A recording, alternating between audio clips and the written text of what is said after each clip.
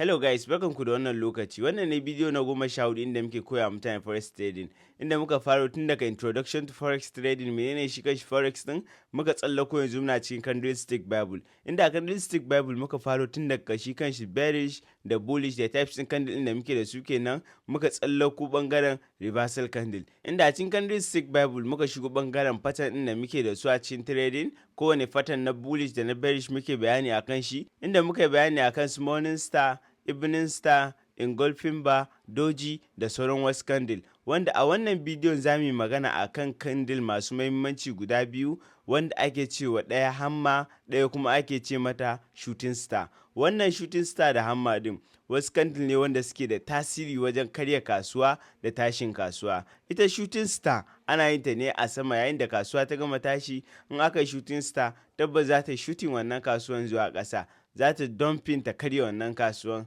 zuwa ƙasa. Ita kuma hamma idan aka same ta a sama za ta tashi wannan kasuwan zuwa sama. Wannan candle din suna da mahimmanci sosai kuma suna aiki su, wanda iya su kaɗai za ka iya ringa taking trading da su kuma ka ringa making profit. So wannan candle din suna ɓangaren abin da ake cewa fimba. Fimba wani kala ne, ko in ce muku akwai nau'e-nau'e na fimba, amma a yanzu za mu magana akan shooting star da hamma. Shooting star da hamma zan iya ce muku kamar da abu ɗaya ne, amma ita hamma ita ce ta bullish, wanda take tashin kasuwa sama. Ita kuma shooting star ita ce ta bearish, wanda take karya kasuwa ƙasa. Dukansu suna da body ƙarami ne, kuma suna da long shadow, ko in ce muku wick mai tsayi. So wannan shine, ba mu shiga kai tsaye domin ku gansu a cikin chart da kuma irin aikinsu. So kai tsaye za mu magana akan fimba, ko in ce muku hammer da shooting star. Kuma kuka ji an ce fimba, ana magana ne akan gaba ɗayansu suna da types ɗin fimba ne, suna cikin ƙarƙashin fimba. Fimba ita ce ake yin ta da long shadow, small body kamar da yake gani, ga small body a nan, ga long shadow. Za ku ga shadow ɗin yana da tsayi sosai, shi kuma jikin nata za ku ga ɗan ƙarami ne, so kamar da yake gani a nan. So a wannan fimba ɗin muna da types ɗinta guda biyu, kuma wajen da za mu ba ku misalansu kamar yadda kuke gani. Kun ga ta bullish nan, ga ta bearish nan wajen. So wannan ta bullish da ta bearish ɗin kowanne fimba ne, amma sun rabu gida biyu. So wannan ta bullish ɗin ana ce mata hamma, sakamakon ta zo da yanayi kamar na guduma, gogalla ga ɗan murƙar ta nan, ga kuma kanta nan wajen. So wannan dalilin da yasa ake ce mata hamma kenan. Ita kuma tana ba da signal in bayin ne, yayin da ka ganta definitely ka sa a ranka kasuwa fa sama za ta tashi, kana sa ran kasuwa kawai za ta ci gaba da tashi ne. Kamar yayin da ka ganta ta kulle a nan wajen, kana sa ran za ta ɗauki trading daga dubu wajen ta tashi da kai zuwa sama ka samu riba. So wannan ita ce hamma. Ita kuma shooting star da kake sa ran, in dai ka ganta kana sa ran kasuwa fa za ta fara ƙasa daga wannan lokacin, ka aiki nan bayan an gama yin ta a daidai wajen nan, za ka shiga kasuwa a nan ka bi selling kenan a kasuwa. So wannan shi ne fimba, shi ne types ɗin fimba guda biyu, da hamma da shooting star. So amma ba mu ƙara muku bayani gwari-gwari yadda za ku fahimci menene su, da kuma yanayin aikin da suke yi, da kuma ya kamata a ringa yin trading nasu. Ita dai wannan fimba ɗin, ko in ce muku ita dai wannan da ake cewa hamma, za ku ganta da yanayi kamar na guduma. Za ku ga wannan ɗin nata tana da shi mai tsayi sosai, tana da dogo sosai. Za ku ga wannan body ɗin nata, za ku ga ya zo ɗan ƙarami. So shi ne dalilin da yasa ake ce mata hamma. In ga yanayin ta kamar na guduma ko, to yayin da market take karewa, a daidai wajen nan da muke sa ran kasuwa za ta tashi, za mu iya neman signal ɗin bayin kenan ko, su za mu yi amfani da reversal candle da muke da su. Saboda haka a reversal candle da muke da su, za mu iya samun wannan fimba ɗin a wajen nan, wannan hamma ɗin kenan. Za mu iya samun hamma ɗin ta zo a wajen nan, ta ɗan body ɗin ta ƙarami, ta zo ta yi wick ɗinta ƙato. So sometimes idan aka yi ta, za ku ga wata ta zo da wick a sama kaɗan, wata za ta zo da wick a nan wajen dan sama kaɗan, wata kuma za ku ga babu wick a samanta. Mun kamar wannan da muka muku misali, babu wick a samanta kenan ko. So amma mu ya muku takan iya zuwa wata muganta da wick a sama. Kenan a kowane situation ka same ta, ka san wannan fimba ce. A fimba ɗin kuma types ɗin hamma, sakamakon ta bullish ne, muna sa ran fa ita kasuwa za ta ringa tashi sama. Idan kasuwa tana ƙasa, muka ganta ta fito kamar hakan nan wajen, muna sa ran fa kasuwa sama za ta yi daga inda ta fara yin ta. Ita kuma ana opening nata a daidai wajen nan ne. kasuwa ana fara yin candle din a daidai wajen nan ne za ka ga ta zo tana yin candle din yana ƙasa tun yana yin ja sai ta dawo ta zuƙe shi shine da yanda yasa take yin wannan long shadow din bayan ta zuƙe sai ta fara tafiya uptrend tana tafiya tana tashi kawai sai ka ga ta kulle a sama yayin da ta kulle a sama za ka ga ba wick a saman ta wani sa'in kuma za ta zo hannun wajen tukuna sai ta ɗan zuƙe ƙasa kaɗan sai ta closing a nan wajen wai kenan an samu wick a saman ta so amma duk da haka ita wannan fa sunanta Pimba na guduma kenan ko so ita kuma wannan shooting star din inda kuka ga an ce shooting ana magana da abu kamar na harba abu ko ƙasa ko wani abu so ana magana ne akan wanda take harbo kasuwa ƙasa wannan yayin da kasuwa take tashi in ga shooting star tana yin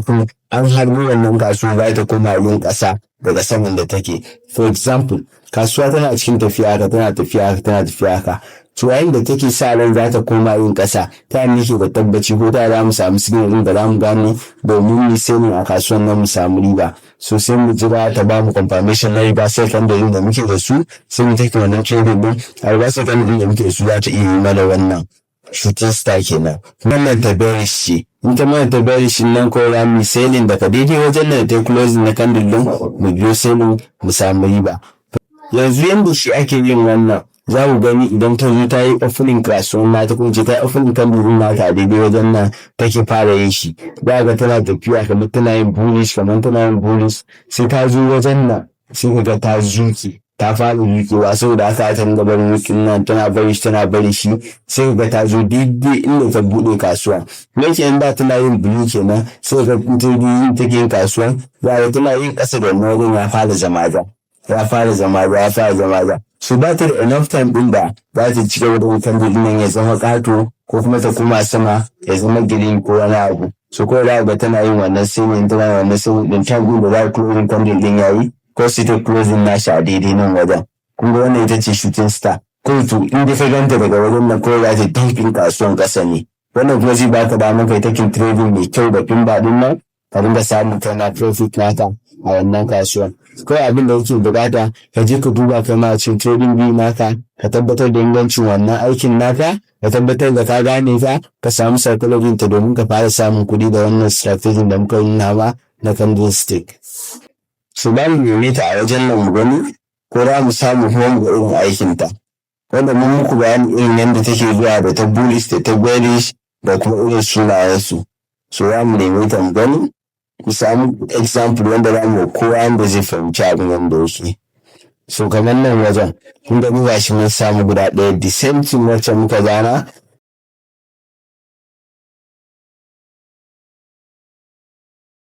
bullish sai ta zo da na bearish so amma ba ni damuwa ba ne ana magana ne akan pattern ɗin da take bayarwa da kuma direction ɗin da za ta tafi so kun ga wannan tana nufin a pattern da ta bayar direction da ta bayar wannan tana nufin kasuwan nan bayin za a ci gaba da yi bayin za a wannan kasuwan ta juya kasuwan daga ƙasan da ake zuwa sama so wannan shine wanda ake cewa hammer mun ga muku ita kamar guduma take za ta zo da marika sosai za ta zo kuma da ƙaton kai ko in ce za ta zo da kai ƙarami ko muka ce muku ya zo kamar haka ku ga bodi ɗin ya yi haka ƙarami sai a samu ɗin ya shi kuma da tsayi wannan lokacin ɗin zai iya fita ta sama kaɗan kuma zai iya yiwuwa bai fita ta sama ba wannan kuka ce har inda kun ganta kawai a ƙasa ana nufin hammer sunanta haka za mu je mu nemi wacce ake cewa shooting star so wannan hammer ɗin kun ga me ya faru tun